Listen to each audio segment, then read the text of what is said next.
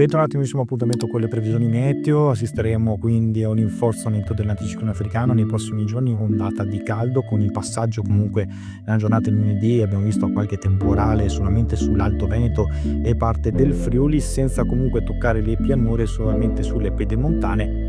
E questo entreremo comunque nel periodo più caldo del mese. Avremo temperature tipicamente da luglio e guardate infatti questa saccatura invece che troveremo sulla Spagna, che porterà comunque della instabilità che andrà gradualmente avvicinandosi sull'Europa occidentale nel corso dei prossimi giorni. Come vedete, questa ondata di caldo porterà al rinforzo dell'anticiclone africano, caldo molto intenso dappertutto. Pensate soprattutto sulla Puglia, sul Tavoliere delle Puglie e sulla Sardegna, i picchi di caldo fino a 38 gradi, e poi questo piccolo sistema perturbato che agisce tra la Francia e sulla Corsica tenderà a salire sempre più verso nord-est sul centro Europa, per poi raggiungere la giornata di giovedì, come vedete, anche il centro Europa e portare temporali ben diffusi. Già dalla serata di mercoledì potranno manifestarsi sull'Alto Piemonte, sull'Alta Lombardia, ma saranno più frequenti nella giornata di giovedì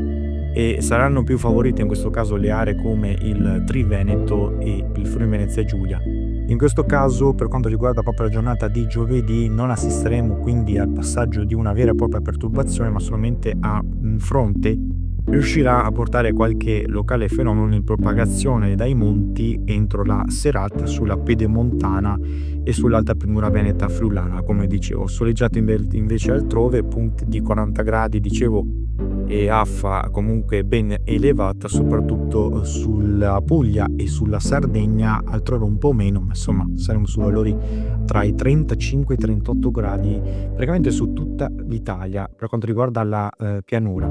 E addirittura purtroppo la notizia è che l'ultimo weekend di giugno sarà in stile canicolare. Cosa vuol dire? Vuol dire che assisteremo a un proseguo della ondata di caldo che potrà raggiungere ancora valori fino a 40 gradi alla fine del mese. Insomma, secondo quasi tutti i modelli, questa ondata di caldo continuerà a propagarsi sempre di più fino alla fine del mese. Ovviamente le conseguenze per quanto riguarda la durata di questo anticiclone saranno ancora tutte da delineare nel corso dei prossimi aggiornamenti.